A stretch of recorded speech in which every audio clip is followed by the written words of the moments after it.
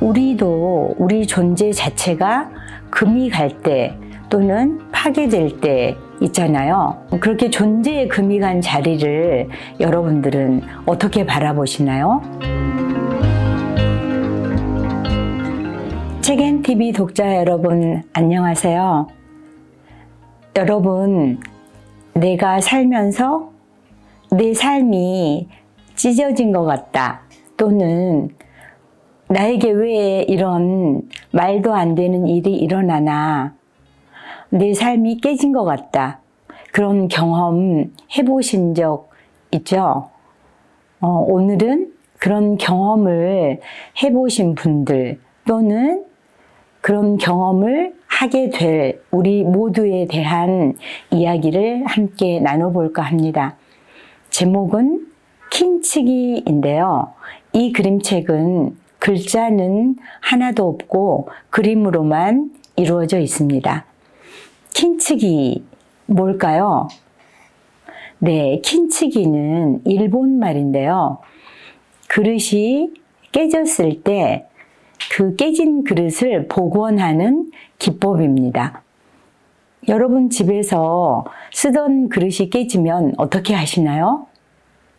네, 버리신다고요? 대부분 버리죠. 그런데 그 버려지는 그 그릇들을 새로운 예술품으로 탄생시키는 것이 킨치기 기법입니다. 그림책에서는 이 킨치기를 어떤 이야기로 들려주고 있는지 한번 책 속에서 만나보도록 하겠습니다. 네, 표지를 먼저 보겠습니다. 바닷속에 사는 생물들이 뭔가 이 어떤 존재를 향해서 달려가고 있고, 이 존재는 토끼입니다. 토끼가 파란 컵을 향해서 솟구쳐 오르고 있죠. 어떤 이야기인지 무척 궁금하네요. 작가는 이사 와타나베입니다. 자, 면지를 보도록 하겠습니다. 면지에 의자가 놓여 있죠. 의자 위에 바구니가 있고 새 둥지처럼 생겼는데 그 속에 알과 초록색 이파리가 들어 있습니다. 자, 이야기가 진행되는데 토끼는 하얀 컵과 파란 컵을 들고 탁자를 향해서 걸어갑니다. 그런데 맞은편에 빨간 새가 있네요. 둘이 차를 나누는 그런 시간인 것 같아요. 이 두 존재 사이에는 우리가 일상에서 만나볼 수 있는 많은 물건들이 가지 위에 걸려 있습니다.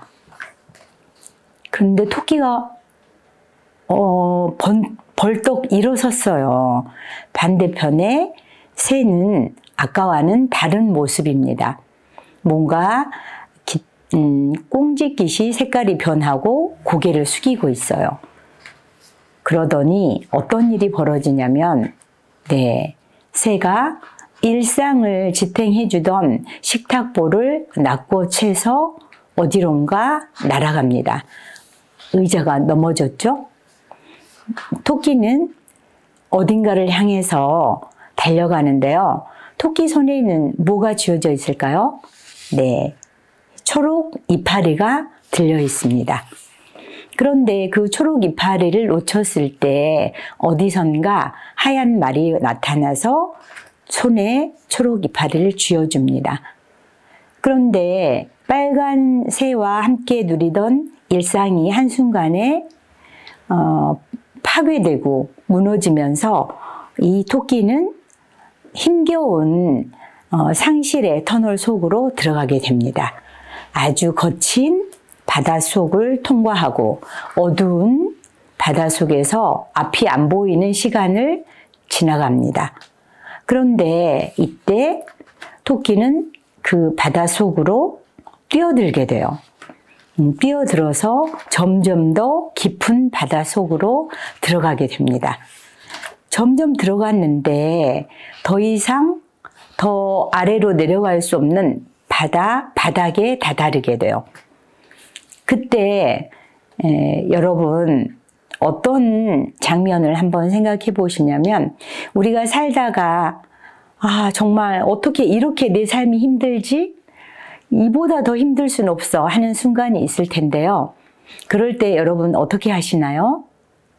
네, 보통 사람들이 바닥을 치면 이제 올라오는 일밖에 없다고 많이들 이야기하잖아요. 토끼는 아까 손에 들려있던 초록 이파리를 들고 비상을 시도합니다. 그리고 원래 살던 자기 자리로 돌아와요. 돌아와서 아까 새와 함께 누렸던 일상의 물건들을 바라봅니다. 물론 제자리를 이탈한 물건들이죠. 자기 자리에 앉아서 지그시 바라보던 토끼는 어떤 일을 했을까요? 네, 그 무너지고 깨져버린 물건들을 분류를 합니다. 분류해서 한쪽은 복원시킨 물건, 한쪽은 복원하지 않은 물건을 분류해 놓는데 그 분류한 물건들 중에 깨져버리고 더 이상 쓸 수 없는 것들을 토끼는 어떻게 했을까요? 그리고 복원시킨 그러한 물건들에는 어떤 것들이 있을까요? 네, 마지막 장면에서 토끼는 복원시킨 물건을 가지고 어떤 세리머니를 합니다. 어떤 세리머니를 했나 궁금하시죠? 네, 마지막 장면에 아주 가슴 뭉클한 초록 풍경이 펼쳐지는데요. 여러분 직접 책에서 한번 만나보시기 바랍니다. 왜 이 제목이 킨츠기일까? 함께 이야기를 나눠보도록 하겠습니다. 책에서 우리는 금이 가고 깨지고 무너진 그릇들 또는 물건들을 봤는데 우리도 우리 존재 자체가 금이 갈 때 또는 파괴될 때 있잖아요. 그렇게 존재의 금이 간 자리를 여러분들은 어떻게 바라보시나요? 대부분의 사람들은 나는 더 이상 살 가치가 없어. 내 인생은 왜 그래? 그러면서 부정적이고 결핍의 순간으로 계속 자기 자신을 몰아놓곤 하는데 이렇게 존재의 금이 간 자리를 다르게 바라보는 태도 어떨까요? 내가 깨지고 찢어지고 무너진다는 것은 내 존재의 증거이기도 합니다. 상실은 결핍이 아니라 존재의 증거죠. 그리고 그 존재의 증거를 가지고 우리는 우리 삶의 목표인 죽음을 향해서 나아가는 거죠. 그것이 존재의 본질입니다. 그러면 킨츠기가 뭔가 그릇에서 한번 보도록 하겠습니다. 네, 여기 화병이 지금 깨져 있는데 거기 금간 곳에 보면 금색으로 이렇게 뭔가 연결이 돼 있죠.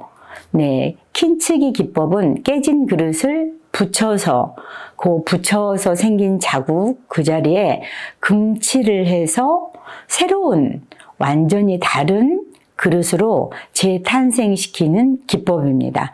그래서 이 그림책에서는 내가 그릇이 재탄생되는 그러한 겉으로 표면적으로 드러난 이야기를 보지만 사실 우리 삶이 깨졌을 때 그 장면으로 가져와서 좀 더 깊은 사유를 연결시켜 볼 수 있습니다. 여러분 니체 아시죠? 니체도 운명에 대해서 이야기를 했는데요. 이것을 사랑하라고 했습니다. 이것이 뭘까요?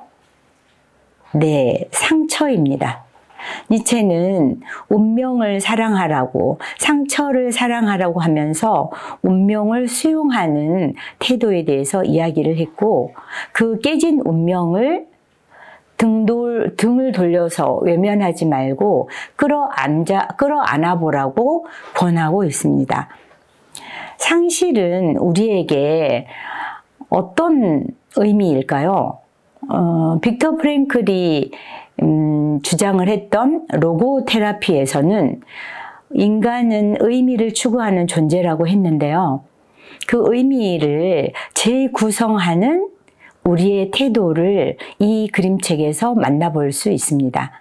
빅터 프랭클은 삶은 언제나 그럼에도 불구하고 포기하고 주저앉고 싶을 때 의미를 품을 수 있는 존재라고 말했습니다.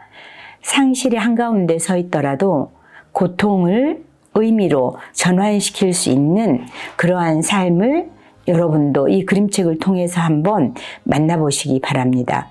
킨치기 작업이 물리적인 회복이 아니라 내 삶의 의미를 복원시키는 작업이어서 여러분이 겪게 되는 상실 이후의 삶에 금빛으로 이어진 이 그릇, 이 이미지를 마음에 품고 여러분이 힘든 시간을 통과하고 계실 때 이 그릇을 떠올려 보시길 권해드립니다. 네, 킨치기라는 그림책 궁금하시죠? 네, 꼭 직접 책에서 만나보시길 바랍니다.